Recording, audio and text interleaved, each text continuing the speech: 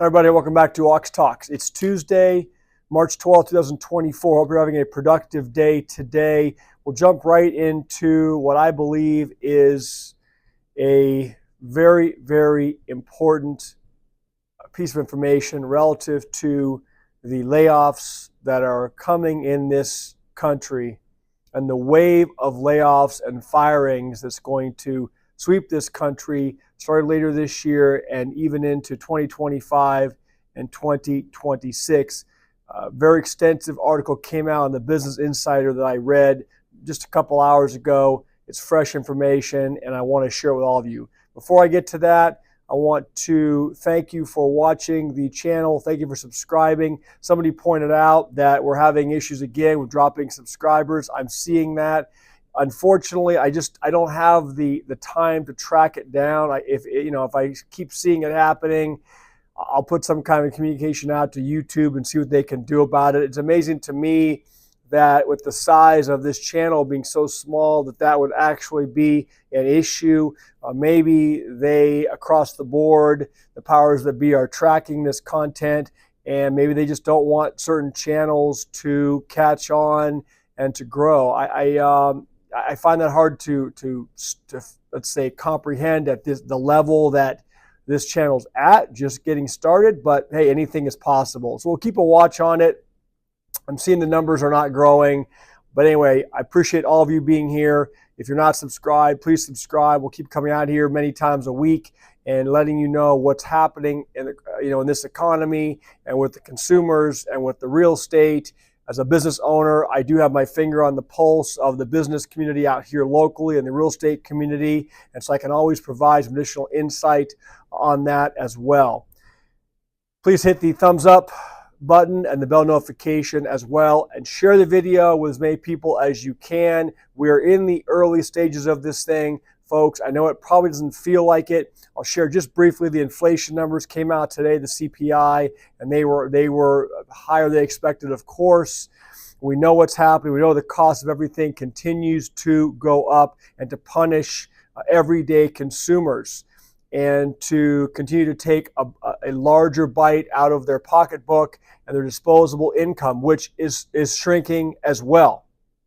With that being said, I'll jump right into it. I'm not going to spend a lot of time on the CPI report. There was a lot of chatter in the days leading up to it that the numbers were expected to be on the rise, and sure enough, the rise on the CPI was 0.4% month over month, and the CPI is up year over year at 3.2%.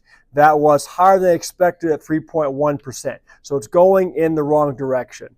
Do you for a second think that the Federal Reserve is going to reverse course and start dropping interest rates when the inflation continues to spike? I'd be very surprised if they did that. The markets rallied today. Again, a lot of times I can't make sense of why the markets keep rallying, but they did.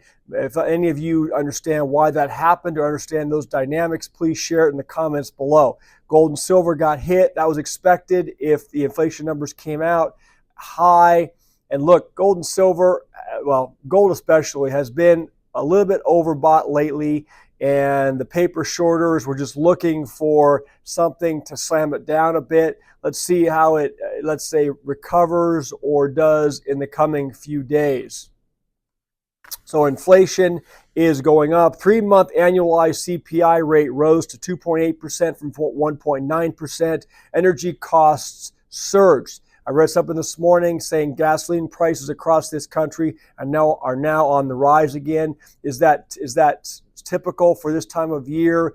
The article said it was, but whether it's typical, whether it's seasonal or not, that impacts all of us when we go to the pumps to fill up our gas tanks. I don't know about you, but we have 4 cars in our family, and they're all, my kids are driving, my wife is driving, I'm driving, not long distances, but look at those tanks are constantly being refilled. And it is, I make a good living, but it is still, you see these numbers coming out of the bank account, and it is overwhelming. Next article I'll share before I get into the large layoff article, it just came out as well. IBM on Tuesday told employees in its marketing and Communication Division that it's slashing the size of its staff, according to a person knowledgeable of the matter. Jonathan Adelesh, IBM's chief communications officer, made the announcement in a roughly 7-minute meeting with staffers in the unit, said the person who asked not to be named because the news hasn't yet been made public. Well, it's public now. We don't know exactly how many they're going to be cutting, but this is another sign of what is happening and what's to come. Here is the article I want to share with you out of the Business Insider. And I'm going to take my time going through this. There's a lot of information. We all need to be paying attention to this because it could get extremely serious in this country with the unemployment rate. Let me explain what the article says. The title is Layoffs Could Be Coming as Debt-Laden Firms Navigate the Pain of Higher Rates, economists say. And it says a wave of layoffs could be coming as companies deal with the reality of higher interest rates. While the job market still looks strong on paper, hiring conditions are set for a slowdown later this year, according to David Rosenberg, economist and founder of Rosenberg Research. He says that's because the economy and what's been touted as a surprisingly strong job market are actually weaker than they appear, he told Business Insider, predicting the unemployment could jump to 5% by the end of the year. Just to put that in perspective, we just got information or news last week. The unemployment rate jumped from 3.7, I believe it was, percent to 3.9%. So sitting at 3.9% now. If it was to jump to 5% in the next 6 or 8 or 10 months, that would be a 22% rise in the employment rate. That is astronomical. So Steve Briggs, the CEO of Briggs Financial, is also calling for, quote, dismal job losses, end quote, to begin next year. Listen to this. In the worst case scenario, unemployment could soar up to 10 to 15% in 2025 and to 2026. Well, if it soars to 10%, that's 3.5 times what it is right now. If it soars to 15%, you do the math. That is a massive, massive amount of increase in unemployment. Even if it doesn't even hit those numbers, we are in for a lot of pain in this country. I hope everyone understands that. Whether it's going to impact you, you could be retired and have your nest egg set, but look, it's going to affect those around you. It's going to affect maybe your kids, maybe your grandkids, maybe your neighbor. Maybe your parents, your aunts and uncles. The point is that this will be pervasive. And once it gets picking up steam later this year and the next year, I think you're going to see a massive downturn in this economy. And you're going to see a massive shift in people's well-being and their mental states. So we need to think about this and prepare for it the best we can. Maybe you're preparing just to help some around you that may fall on difficult times. It says in 2026, Biggs predicts that this view is very much an outlier. I talked about this in 2025 and 2026. Briggs predicted, though this view is much an outlier among other Wall Street forecasters, it would be generally unprecedented outside of a major recession. And here, listen to this statistic. The peak unemployment rate during the Great Recession was 10%, and that was in 2009. So if it goes back to that 10%, it'd be as bad as it was in the Great Financial Crisis, and could even get, let's say, almost 50% more than that. If this economist's estimates are anywhere close to being accurate. Behind the dire predictions for the U.S. labor market is the Fed's aggressive monetary policy tightening to control inflation, Briggs said, referring to the current economic environment as the tip of the iceberg. So I started out a few minutes ago by saying we are just seeing this develop now, and we've had tens of thousands of layoffs in this country in 2024 and tens of thousands more, in 2023, and already tens of thousands more starting off in 2024. Signs of weakness have been flashing in several under-the-radar indicators. While the economy added 275,000 jobs in February, which was more than expected, continuing unemployment claims have ticked higher for most of the last year, suggesting that it's becoming harder for out-of-work Americans to land a new gig. Following revisions to the prior 2 months figures, we discussed that on the show before, the unemployment rate also rose to 3.9% in February. Most of the jobs being created, and we know this as well, but it bears worth repeating. Most of the jobs created in the economy are also part-time gigs, Rosenberg said, which explains why the number of full-time workers declined in February compared to last year, and why the average weekly hours among employees has dropped just around 34 hours, according to the Bureau of Labor Statistics. That's a level that is typically puts pressure on employers to start cutting their staff, Rosenberg added. So these are the catalysts that are going to start becoming pervasive, and employers are going to start doing this. They're going to have to. Quote, "We have not created one net new full-time job," Rosenberg said. "I have a tough time grappling with the overwhelming consensus view that some sort of terrific labor market when we've all accomplished is turning this thing into a part-time economy." Let me read that again. "I have a tough time grappling with the overwhelming consensus view that we have some sort of terrific labor market when all we've accomplished is turning this thing into a part-time economy."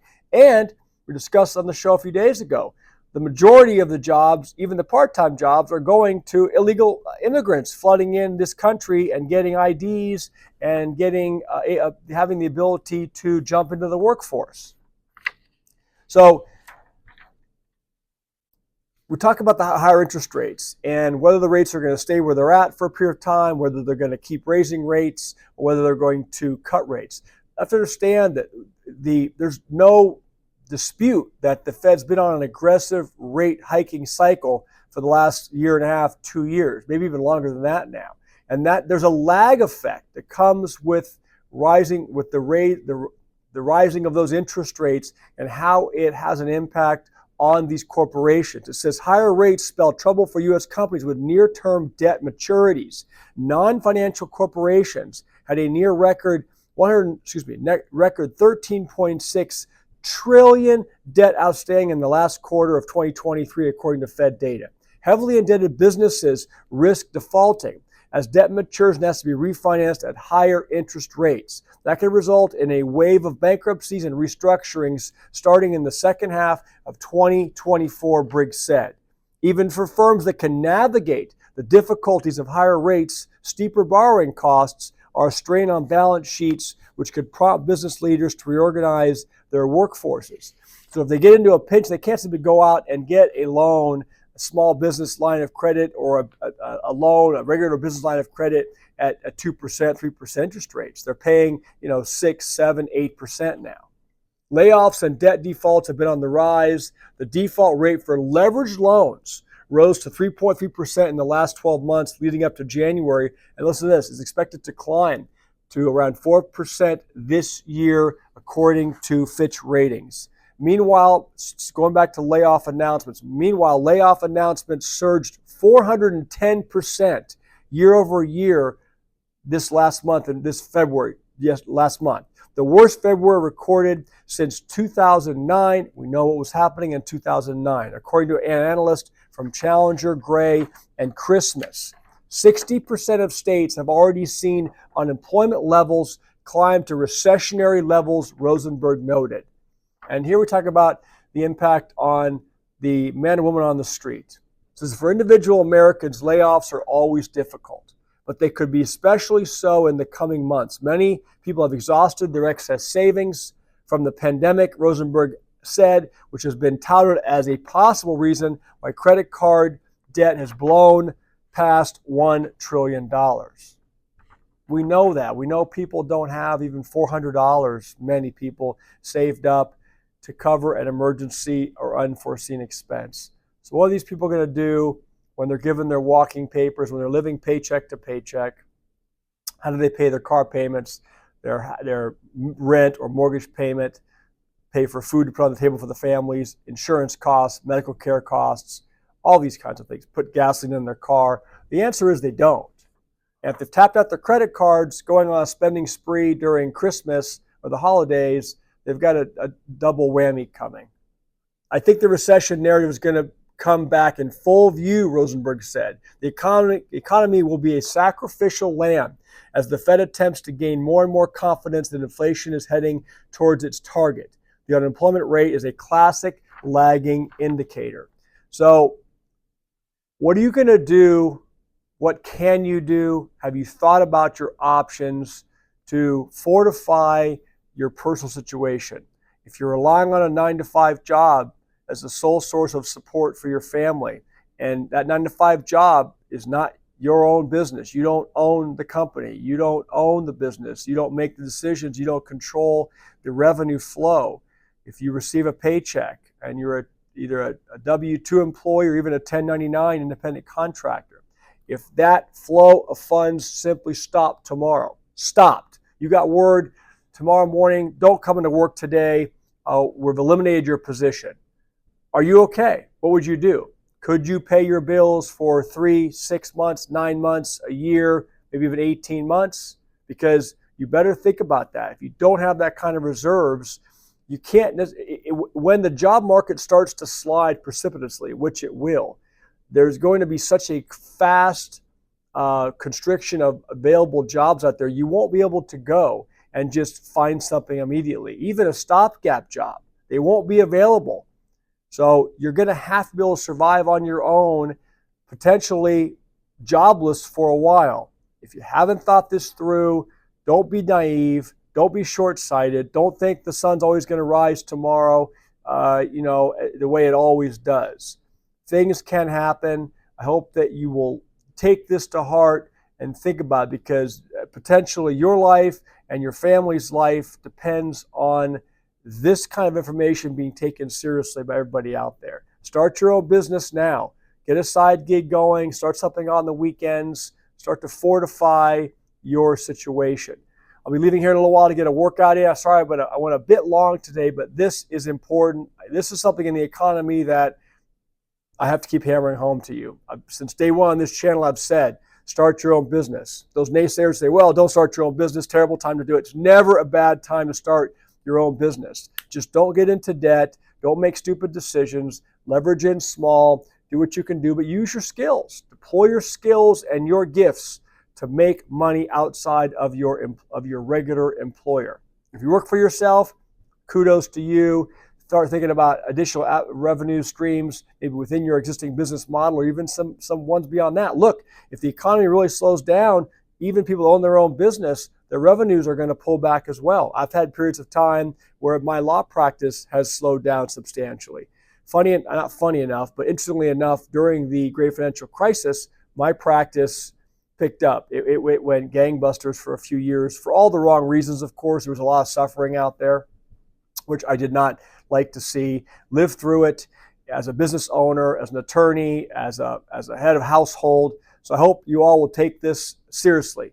Go get your workout in today. Get off the couch. Do some steps. Do a half an hour of cardio workout, strength training, push-ups, sit-ups, some body weight squats, things of that nature. Get those things in. The diet's really important as well. I'll keep harping on this. Take that diet seriously. I'm down about 8 pounds, 9 pounds in the last couple of weeks, trying to really tighten things up. And look, even at different levels, you can make adjustments in your diet. I've changed nothing in my workout. My workout's the same. My water intake's the same. My amount of cardio I do per day is the same. Guess what? It's diet. It was cutting out a few little things here and there. There's extra few chips I'd have quickly in the door at night, or a couple crackers and stuff I didn't even need. Doesn't matter. Didn't impact me, but it keeps your appetite higher than it should be. So, I don't know if that helps any of you, but we all are striving to make progress every day. I'm here to hopefully be an example, if I can, for anybody. Keep the comments coming. Have a great night. See you tomorrow. Bye.